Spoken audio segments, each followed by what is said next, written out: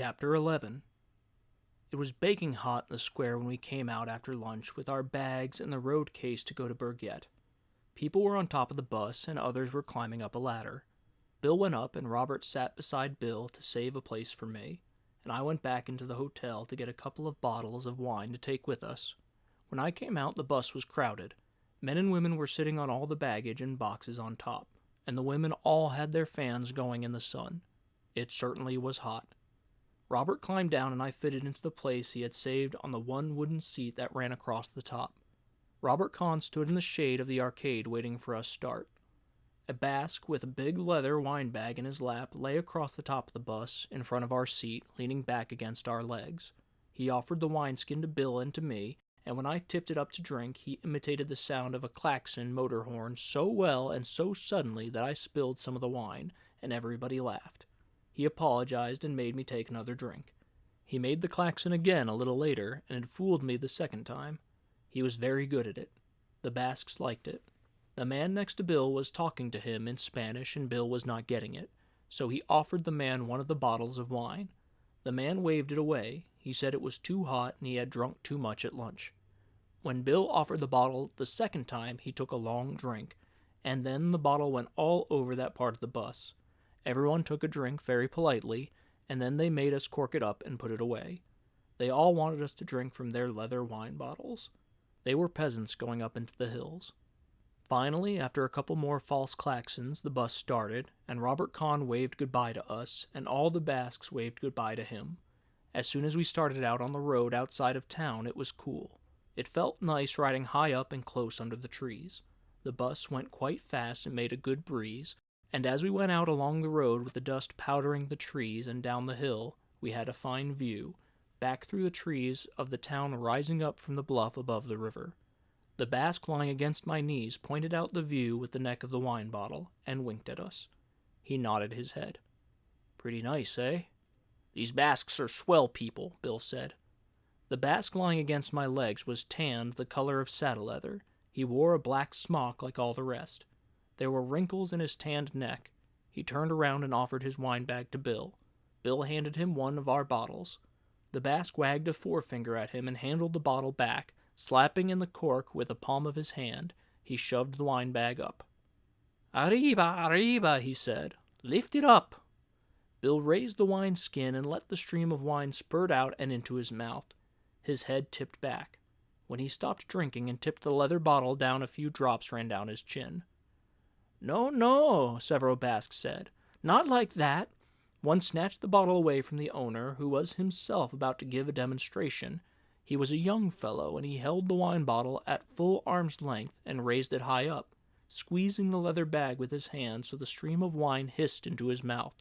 He held the bag out there, the wine making a flat, hard trajectory into his mouth, and he kept on swallowing smoothly and regularly. "Hey," the owner of the bottle shouted, "whose wine is that?" The drinker waggled his little finger at him and smiled at us with his eyes. Then he bit the stream off sharp, made a quick lift with the wine bag, and lowered it down to the owner. He winked at us. The owner shook the wineskin sadly. We passed through a town and stopped in front of the posada, and the driver took on several packages. Then we started on again, and outside the town the road commenced to mount. We were going through farming country with rocky hills that sloped down into the fields. The grain fields went up the hillsides. Now that we went higher, there was a wind blowing the grain. The road was white and dusty, and the dust rose under the wheels and hung in the air behind us. The road climbed up into the hills and left the rich grain fields below. Now there were only patches of grain on the bare hillsides and each side of the watercourses. We turned sharply out to the side of the road to give room to pass to a long string of 6 mules, following one after the other, hauling a high-hooded wagon loaded with freight. The wagon and the mules were covered with dust. Close behind was another string of mules and another wagon. This was loaded with lumber, and the arriero driving the mules leaned back and put on the thick wooden brakes as we passed. Up here the country was quite barren, and the hills were rocky and hard-baked clay furrowed by the rain. We came around a curve into a town, and on both sides opened out a sudden green valley. A stream went through the center of the town, and fields of grapes touched the houses. The bus stopped in front of a posada, and many of the passengers got down. and a lot of the baggage was unstrapped from the roof under the big tarpaulins and lifted down. Bill and I got down and went into the posada. There was a low, dark room with saddles and harness, and hay forks made of white wood, and clusters of canvas rope-soled shoes and hams and slabs of bacon and white garlics and long sausages hanging from the roof. It was cool and dusky, and we stood in front of a long wooden counter with 2 women behind it serving drinks. Behind them were shelves stacked with supplies and goods. We each had an aguardiente and paid 40 centimes for the 2 drinks. I gave the woman 50 centimes to make a tip, and she gave me back the copper piece, thinking I had misunderstood the price. 2 of our Basques came in and insisted on buying a drink. So they bought a drink, and then we bought a drink, and then they slapped us on the back and bought another drink. Then we bought, and then we all went out into the sunlight and the heat, and climbed back on top of the bus. There was plenty of room now for everyone to sit on the seat, and the Basque who had been lying on the tin roof now sat between us. The woman who had been serving drinks came out wiping her hands on her apron and talked to somebody inside the bus. Then the bus driver came out swinging 2 flat leather mail pouches and climbed up, and everybody waving, we started off. The road left the green valley at once, and we were up in the hills again. Bill and the wine-bottle Basque were having a conversation. A man leaned over from the other side of the seat and asked in English, "You're Americans?" "Sure." "I've been there," he said, 40 years ago. He was an old man as brown as the others, with the stubble of a white beard. "How was it?"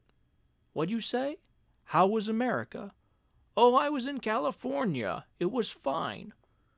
"Why did you leave?" "What'd you say?" "Why did you come back here?" "Oh, I came back to get married. I was going to go back, but my wife, she don't like to travel. Where are you from?" "Kansas City." "I've been there," he said. "I've been in Chicago, St. Louis, Kansas City, Denver, Los Angeles, Salt Lake City." He named them carefully. "How long were you over?" 15 years. Then I came back and got married." "Have a drink?" "All right," he said. "You can't get this in America, eh?" "There's plenty of it if you can pay for it." "What you come over here for?" "We're going to the fiesta at Pamplona." "You like the bullfights?" "Sure, don't you?" "Yes," he said. "I guess I like them." Then, after a little, "Where you go now?" "Up to Burgett to fish." "Well," he said, "I hope you catch something." He shook hands and turned around to the back seat again. The other Basques had been impressed. He sat back comfortably and smiled at me when I turned around to look at the country. But the effort of talking American seemed to have tired him. He did not say anything after that. The bus climbed steadily up the road. The country was barren and rocks struck up through the clay. There was no grass beside the road.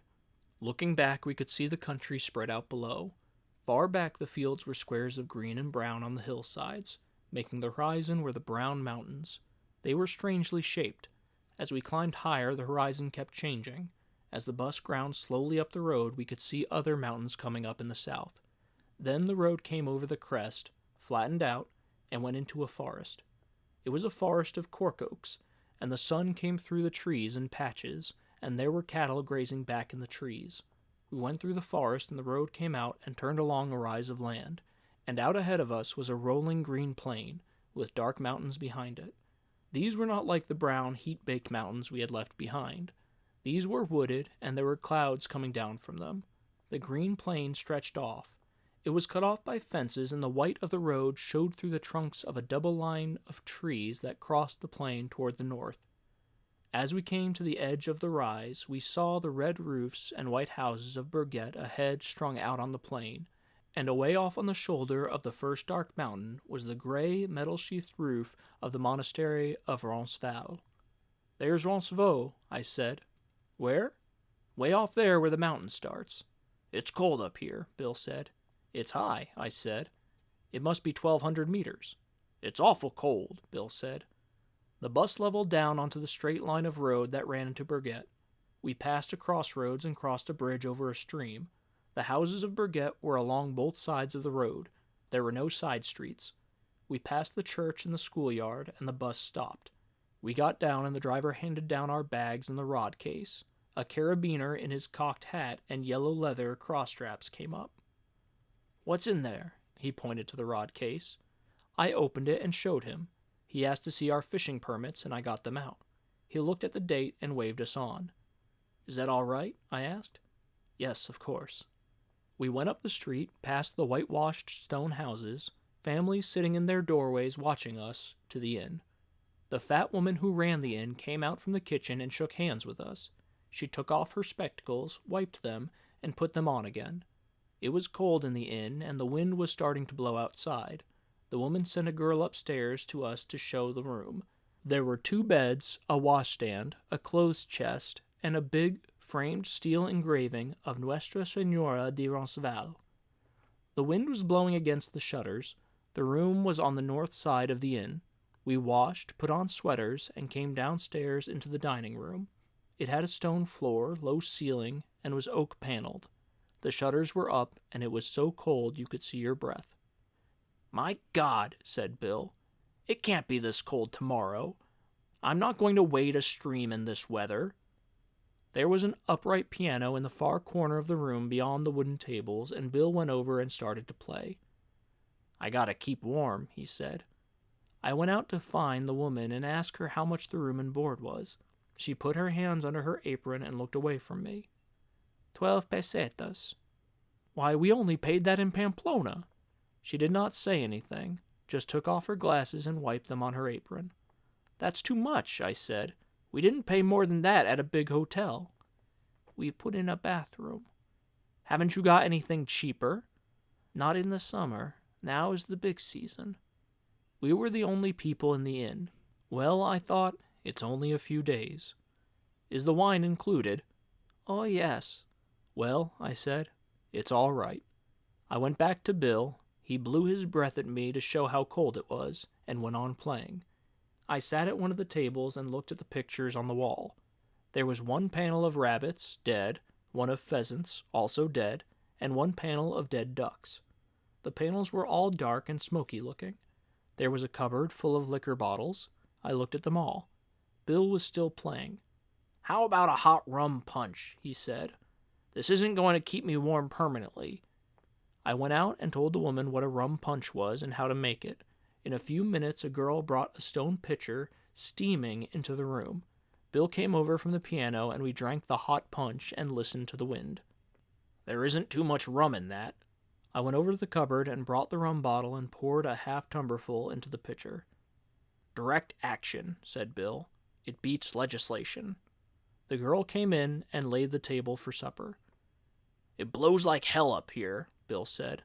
The girl brought in a big bowl of hot vegetable soup and the wine. We had fried trout afterward and some sort of a stew and a big bowl full of wild strawberries. We did not lose money on the wine, and the girl was shy but nice about bringing it. The old woman looked in once and counted the empty bottles. After supper we went upstairs and smoked and read in bed to keep warm. Once in the night I woke and heard the wind blowing. It felt good to be warm and in bed.